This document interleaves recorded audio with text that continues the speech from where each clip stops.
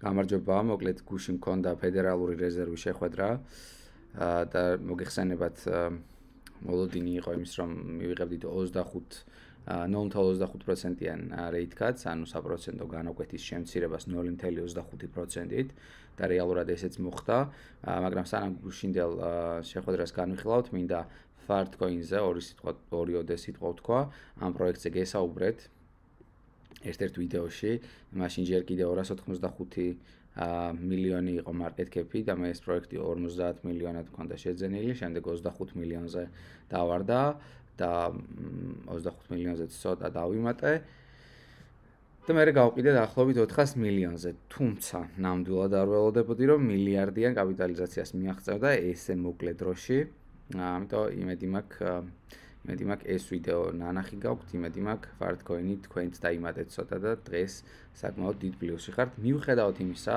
რომ გუშინ Bitcoin-ი და altcoin-ები სერიოზულად ასე ვთქვათ, გაგვიწითლდა.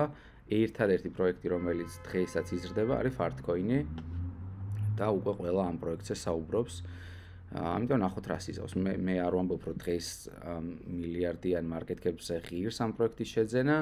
იმედი მაქვს მანამდე მოახერხეთ დამატება თქვენს პორტფელში. მაგრამ რა ვიცი, ნახოთ, დაველოდოთ რა სიზავს სამომავლოდ. მე უბრალოდ ამ ეტაპზე კი მინდა რომ დავიმატო ისევ, თავიდან შევიძინო, მაგრამ ველოდები კორექციას. თუ ამის საშუალება მომეცემა და ვთქვათ ფასი და market cap-ი განახევრდება, მე შეიძლება შევიძინო ისევ Fartcoin. ესე იგი, სიტუაცია გქონდა ესეთი. ფედერალურმა რეზერვმა, როგორც ველოდებოდით 0.25%-იანი rate cut-ი შემოგთავაზა, თუმცა დაანონსდა ისიც, რომ 2025 წელს 4 rate cut-ის მაგივრად გვექნება 2 rate cut-ი, რამაც სავარაუდოდ ნეგატიური გავლენა მოახდინა ბაზარზე, როგორც საფონდო ბირჟაზე, ასევე Bitcoin-ზე და მივიღეთ ესეთი ვარდნა, ხო? მართალია დღეს Bitcoin-ი ნელ-ნელა მიიწევს ზემოთ, ნახოთ დღის ბოლომდე რა სიტუაცია გვექნება, ასევე იზრდება Bitcoin დომინაციაც და Bitcoin დომინაციის ზრდასთან ერთად მოგეხსენებათ, რომ altcoin-ების ფასი კიდე უფრო ქვემოთ მოდის, ანუ გუშინ თუ altcoin-ებიც დაეცა და Bitcoin-იც, დღეს Bitcoin-ი იზრდება, დომინაციაც იზრდება და altcoin-ები მაინც ქვემოთ მოდის.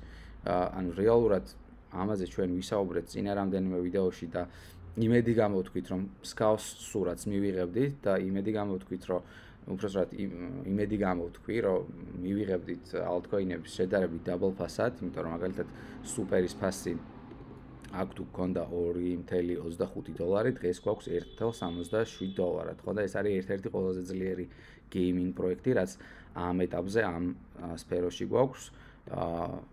ამიტომ $1.6 სუპერისთვის ძალიან კარგი ფასია, ველოდები კიდე ცოტა ვარდნას, თუ მოგვეცემა ამის საშუალება, აუცილებლად დავიმატებ. უბრალოდ კიდე ერთი საკითხი, რაზეც მინდა თქვენი ყურადღება გავამახვილო, არის ის, რომ შეხვედრაზე, ფედერალური რეზერვის შეხვედრაზე არ დაანონსებულა QT და QE-ის შესახებ, ანუ რა ჩვენთვის კარგი ინფორმაცია, მოკლედ ერთ-ერთ წინა ვიდეოში ასევე განვიხილე, რას ნიშნავს QT, რას ნიშნავს QE, როდის ხდება ეს პროცესი ფედერალური რეზერვის მიერ, თუ გადაავლებთ თვალს და თუ გაინტერესებთ, რას ნიშნავს ეს ყველაფერი, შეგიძლიათ წინა ვიდეოებს გადახედოთ და ამ ვიდეოში კონკრეტულად მაქვს ახსნილი რა პროცესია ეს QT და QE. შესაბამისად, მე მქონდა მოლოდინი, რომ ფედერალური რეზერვი გამოვიდოდა და იტყოდა, რომ დასრულდა QT და იწყება QE. ეს როგორც წესი ამის გამოცხადება არის მიმანიშნებელი ალტსეზონის დასაწყისისთვის. შესაბამისად, ამ ეტაპზე ისევ გადაიწია ალტსეზონმა ჩემი გადმოსახედიდან და ბევრი სხვა ანალიტიკოსის გადმოსახედიდანაც, უბრალოდ იმ მარტივი მიზეზის გამო, რომ ჯერ კიდე არ დაანონსდა QT-ის დასრულება და QE-ის დაწყება.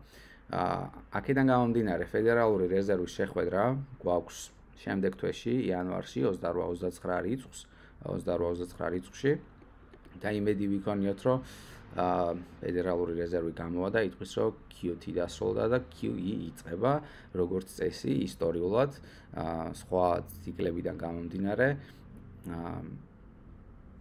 Qt-ის დასრულება ნიშნავს იმას, რომ alt სეზონთან ახლოს ვართ. შესაბამისად იმედი მაქვს მიხვდით, რასაც გულისხმობ. იმედი მაქვს 28-29 იანვარს მივიღებთ Qt-ის დასრულებას და QE დაიწყება.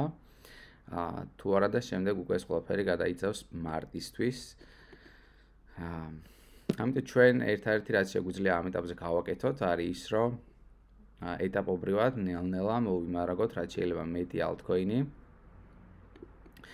გარდა ამისა, მხოლოდ ფედერალურ რეზერვის გამოსვლაზე რო არ ვიყოთ დამოკიდებული და ეს ერთ-ერთი ყველაზე მნიშვნელოვანი საკითხია ჩემი გადმოსახედიდან Qt-ის დასრულება და QE-ის დაწყება.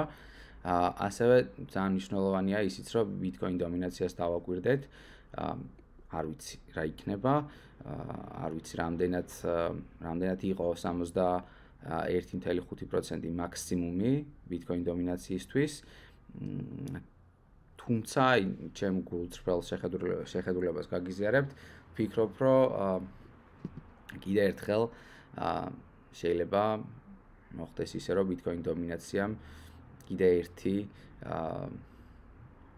63-64%-იან ნიშნულამდე მიღწევა შეძლოს, კიდე ერთი ავარდნა ჰქონდეს და შემდეგ უკვე ვნახოთ რეალური alt სეზონის დასაწყისი.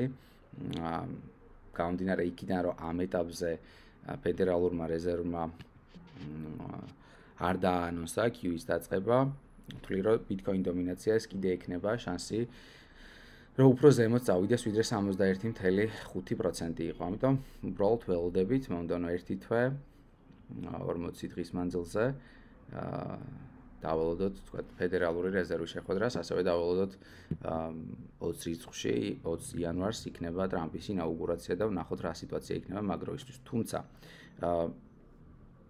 Bitcoin დომინაციის ზრდა არ ნიშნავს იმას, რომ Bitcoin-ის ფასი შეიძლება დავარდეს. Bitcoin-ის ფასი დავარდება თუ გაიზრდება, დომინაცია ნებისმიერ შემთხვევაში შეიძლება იზრდებოდეს, ამიტომ მე პირადად ესე ვთვლი, რომ Bitcoin-ის ფასი განაგრძობს ზრდას, altcoin-ების ფასი განაგრძობს კლებას, შესაბამისად დომინაციაც გაიზრდება და უკვე რაღაც ეტაპზე, როცა Bitcoin-ი თქვათ მიაღწევს 120-130,000 დოლარს, ეს იქნება ლოკალური ტოპი, ანუ ლოკალური ეს ყველაზე მაღალი წერტილი Bitcoin დომინაციისთვის და მერე უკვე ალბათ იანვრის თვეში, ან იანვრის ბოლოდან იმედი ვიქონიათ, რომ თებერვლის დასაწყისიდან მაინც ვიხილავთ ნამდვილ alt სეზონს. თუმცა ძალიან რთულია ესე კონკრეტული თარიღები დავასახელო. გამომდინარე აქედან უბრალოდ ველოდები Bitcoin დომინაციის ზრდას, ველოდები მომდევნო შეხვედრას ფედერალური რეზერვის და მერე უკვე ვნახავთ რა და როგორი სიტუაცია გვექნება ბაზარზე. ამ ეტაპზე ერთადერთი რაც შემიძლია გავაკეთო არის ის, რომ გამოვიყენო ეს სიტუაცია, გამოვიყენო თქვათ ეს ვარდნა altcoin-ების და უფრო დაბალ ფასად უფრო მეტი altcoin-ი შევიძინო სამომავლო ზრდის პერსპექტივით. მადლობა დიდი ყურადღებისთვის, დაგემშვიდობებით, ნახვამდის.